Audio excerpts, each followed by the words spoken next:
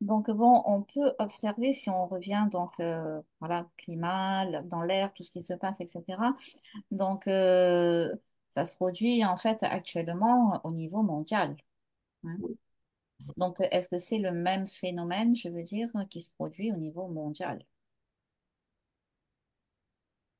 Par rapport à la fréquence vibratoire qui bouge beaucoup, oui, c'est le même phénomène, mais il y a des particularités en fonction des régions.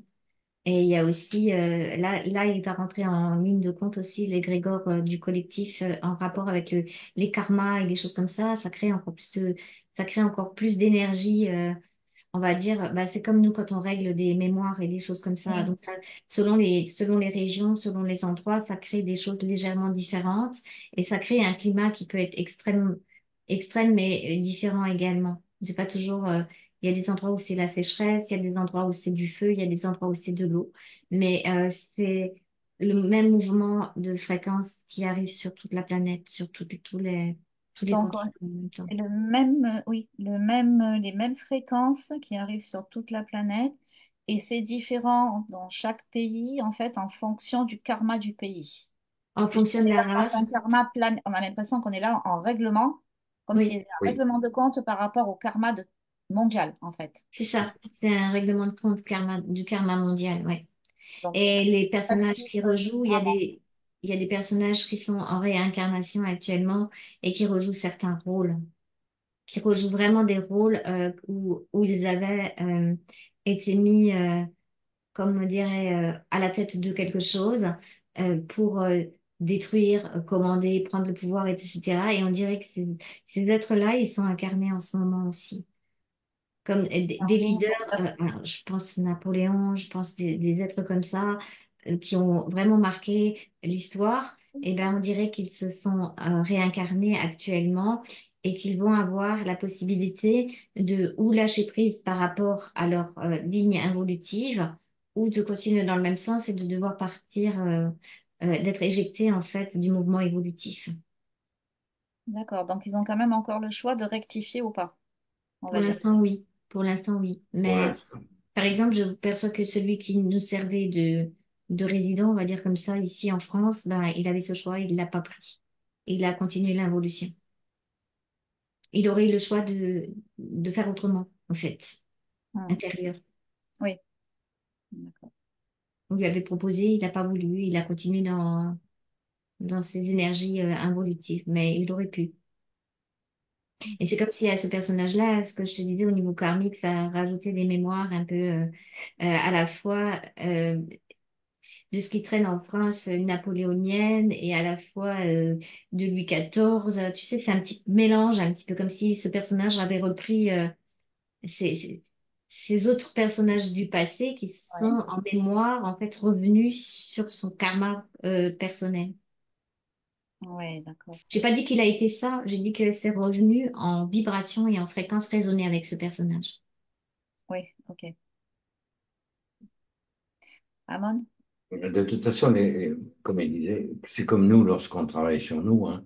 Il y a des Oui. mémoires qui sont liées à des programmations, mais Hmm. euh, ce qui est valable pour un individu est valable pour une société qui est composée d'individus et qui est ensuite valable pour un pays, une région où il y a quelque chose de particulier qui unit ces individus.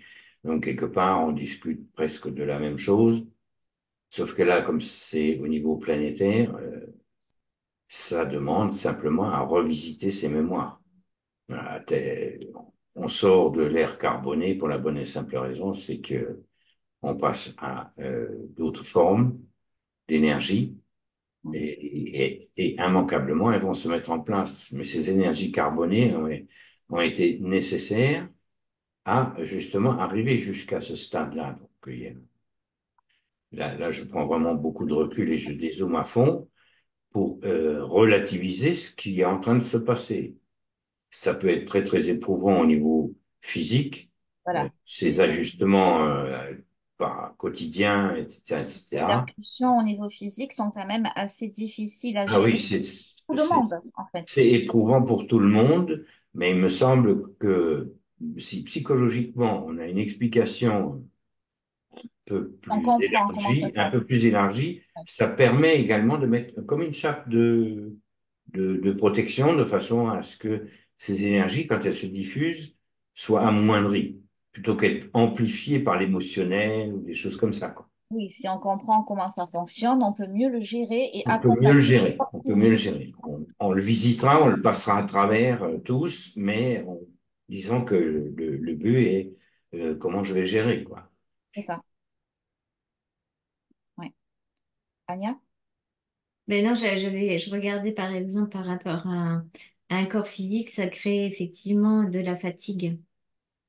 Ah ben Ça oui. crée de la fatigue au niveau des structures, le fait d'avoir les changements quotidiens, rien que je parle juste de température par exemple, ou aussi d'humidité, ça crée une fatigue physique. Ouais, tout à fait. Mais ça oblige aussi les gens dans la partie psychologique des êtres à s'adapter, Oui, c'est-à-dire à vivre comme dans un présent. On peut presque pas faire de... Avant, on projet. peut dire, ben tiens, je vais me marier au mois de mai, je dis n'importe quoi, parce qu'il va faire beau, parce Bon, qu'on va oui, c'est pouvoir vrai. être dehors, parce que ci, parce que li, parce que là. Et là, maintenant, plus personne ne te prévoit rien. C'est Non, non. comme si Inconnu total. c'est toujours l'inconnu et c'est toujours, il faut quand même euh, être, j'ai pas dit prudent, mais avoir toujours les deux possibilités. S'il fait beau, on est dehors. S'il fait pas beau, ben on a une solution de rechange. C'est comme ça oblige les gens à avoir des solutions de rechange en fait, en permanence, à s'adapter, à être rapidement adaptable. Mm. Et puis psychologiquement, le fait d'être adaptable, ben, on lâche le contrôle aussi. Il y a les deux aspects. Oui, aussi, oui. Et ce que je perçois aussi, c'est que souvent le climat, le temps, etc., c'est quand les gens savent pas quoi dire, ben, ils parlent du temps, ils parlent du climat, ils parlent de ça. Et là, comme ça devient vraiment très visible qu'il y a quelque chose qui, entre guillemets, pour les gens déconne, et ben du coup, ça leur met l'attention là-dessus et ils sont attentifs, en fait, du coup, au climat et à leur corps physique et à la nature. C'est aussi ça que ça fait.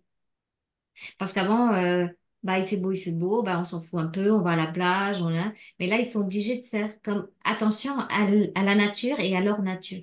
C'est ça que ça ramène aussi, cette fréquence-là. Prendre soin de son corps physique, en fait. Exact. Et En et de dire, bah s'adaptant. non, je peux pas partir n'importe comment, si je vais me faire tremper, il faut que je prenne un parapluie, je dis n'importe quoi. Mais ils sont obligés de se rapprocher, en fait, de leur propre ressenti, de leur corps en relation avec leur milieu naturel. C'est ce Amand, que tu je- allais dire quelque chose? Non, non, non, c'est tout à fait juste. Là, pour l'instant, il ne me vient rien. Ok. Bon, donc on peut dire que logiquement, dans cette histoire, si on suit la logique de l'évolution, qu'on n'a pas d'autre choix que de choisir de s'adapter progressivement à ces situations-là, on va dire. Progressivement, c'est pas le mot parce que justement, il n'y a plus de progressif là. C'était obligé de le faire vraiment rapidement. Oui, mais justement, j'allais dire progressivement, mais dans le moment présent, en fait, donc d'accepter de rentrer dans cet inconnu qui est toujours surprenant, puisqu'on ne sait jamais quand est-ce qu'il va pleuvoir, quand est-ce qu'il va faire soleil. Hein, comme on disait avant, le ciel va nous tomber sur la tête. Hein. Donc, peu importe s'il tombe, mais on peut limiter les dégâts, on va dire. Voilà. C'est Hein. ça, c'est Donc, Soit. l'adaptabilité. se laisser porter en fait par ce moment présent et ça nous force en fait à vivre dans le moment présent. Oui, exactement, oui. Oui, parce que si tu veux, le fait de le traverser, le fait de le vivre, Voilà, on le dans vit. sa chair, ça Ouais, évite de l'intellectualiser. Jusqu'à maintenant, voilà. toutes ces données qui étaient très, très judicieuses, hein, Ouais. mais la plupart des gens l'intellectualisaient. Donc, quand on parlait de lâcher prise, quand on parlait de moment présent, de juste milieu, de ci, de ça, là, on va le traverser. C'était de la Prendre théorie. conscience. On Donc passe là de la théorie à maintenant, la pratique, quoi. on n'a plus le temps de la théorie, il faut passer à la pratique. Non, parce qu'on est dans l'eau. Hein. C'est pas la peine de continuer à lire des livres sur la natation. Cette fois-ci, on est dans l'eau. Hein. Eh ben oui, c'est ça. Donc c'est système D et le seul outil, c'est la conscience en fait, pouvoir conscientiser en fait ce qui se passe réellement pour pouvoir s'adapter aux événements quels qu'ils soient, que ce soit le climat ou autre chose. C'est ça, et aussi tous les lâcher-prise psychologiques par rapport à des croyances, que ce soit historiques, que ce soit collectives, sociétales, etc. Ça, c'est en train de lâcher avec des gros morceaux qui lâchent, quoi, Mm, mm, que je mm. perçois. Alors, ça peut être assez déstabilisant pour certaines personnes, mais ça peut pas être autrement non plus que de lâcher tout ça. Oui, d'autant plus qu'on a quand même pas mal de personnes maintenant qui dénoncent que tout ce qui a été écrit dans l'histoire n'est pas vraiment vrai, quoi, hein. Il y a eu Oui, beaucoup de mensonges aussi, surtout notre passé historique, dans n'importe quel pays, je veux dire, au niveau mondial, hein. oui. Tout est faussé, les dates, tout est faussé, ce qui s'est passé réellement. Donc, bon, on en est de plus en plus en connaissance quand même maintenant. Bon. Et ça devient de plus en plus accessible aussi. Parce Oui, que c'est ce que je veux dire, comme oui. c'est trop gros, comme les gens y regardent au Ouais. début ça fonctionnait, c'est-à-dire plus un mensonge était gros, plus ils étaient sûrs que ben les gens ils étaient obligés de le croire parce que psychologiquement il se passait quelque chose. On peut pas croire que c'est possible que ça soit à ce point-là au départ. Mais Mm. là maintenant, je vois que quand je vois les consciences etc. C'est comme si maintenant ben, les gens ils étaient capables de prendre l'information pour ce qu'elle est et puis dire, bah si, ils sont capables de faire ça. Alors qu'avant, ils pouvaient pas y croire. Ouais. Je pense que, en fait, justement, on a parlé de choc tout à l'heure et que plus les gens ont des chocs, et c'est que là qu'ils se rendent à l'évidence que oui, ça existe. Oui, Tout à fait. Tant que personne n'était touché, alors c'est vrai que si on part de la France, on était quand même dans un pays où on avait quand même notre petit confort hein, pendant un certain nombre d'années. Voilà. Donc personne n'était vraiment touché, ni bouleversé, ni choqué. Mais à partir du moment où on commence à être choqué, c'est là justement qu'on commence à ouvrir les yeux et se dire, attends, mais là, il y a quelque chose qui tourne pas rond là. Voilà. Hein. Donc voilà. Oui, Amon. Et puis ça va au-delà puisque on a une responsabilité aussi collective en tant que Français. Parce qu'on Et oui, parle des Français, là, hein. Tout comme chaque pays a sa propre responsabilité vis-à-vis son pays ou ce qu'il a fait. bien Et sûr. lorsque collectivement on choisit de fermer les yeux et après dire ben c'est leur faute à eux, là c'est pareil, on se dédouane de quelque chose que collectivement on a accepté. Là Mm. aussi c'est pareil, la mémoire il va falloir qu'elle soit apurée. On était bien pendant les Trente Glorieuses, par exemple, on était bien, mais on n'a à aucun moment on s'est interrogé sur pourquoi on était bien et qu'est-ce que ça coûtait à d'autres pays de que nous soyons bien. Oui, aussi, c'est clair, oui. Effectivement. En même temps, lorsque on montre du doigt certains pays parce que on montrait, ou du moins quelques-uns d'entre nous montrent les autres pays en disant oui, travail des enfants, de ceci, de cela. Mm. Il me semble qu'il y a 150 ans de ça, nous avions des enfants qui poussaient les wagons dans les mines, puisqu'on est Tout à originaire de fait, Lorraine, hein. Bon, tout à fait, ouais. Mm. c'est Exactement. pareil, c'est une histoire de temporalité et à l'époque, ça ne choquait absolument personne. Mm. Alors, je veux bien comprendre que ça choque, ça aurait déjà dû choquer à l'époque, mais que ça continue de choquer, c'est très bien. Mais quelque part, il y a un contrebalancement à faire entre nos mémoires et le Oui, fait que ça n'a pas à se reproduire et s'acheminer petit. tout à C'est fait. comme lorsque j'entends les institutions, etc., auxquelles on s'accroche comme une moule à un rocher. Pourquoi? Parce que très probablement, le mot société n'est pas encore entré dans le cerveau des gens en se disant société égale profit. Une société est faite pour faire du profit. Une communauté est Mm. faite pour partager.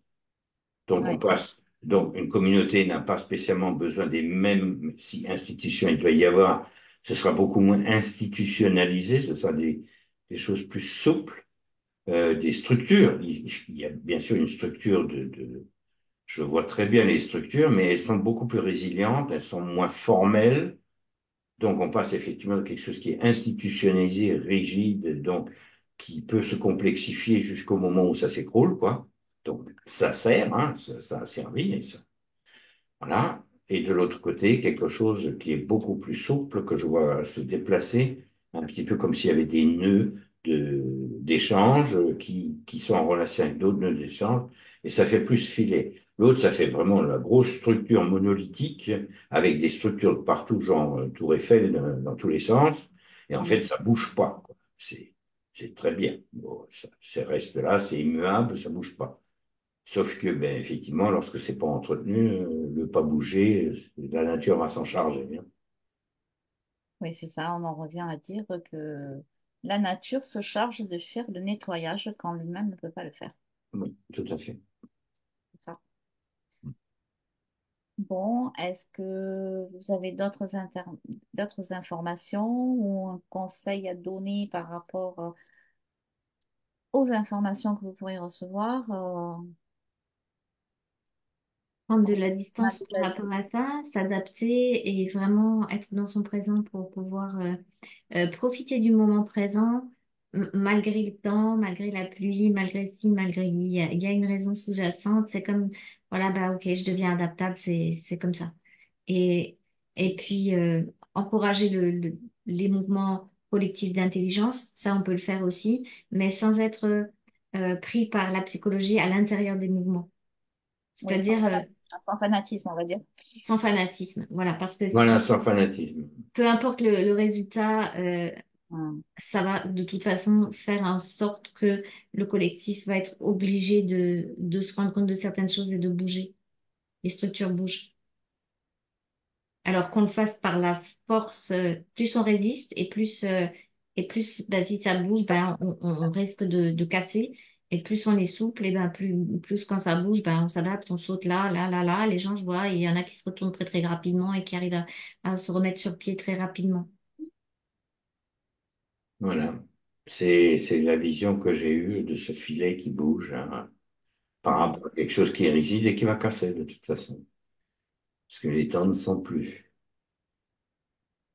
ok. Eh bien, merci pour toutes ces informations. Avec plaisir.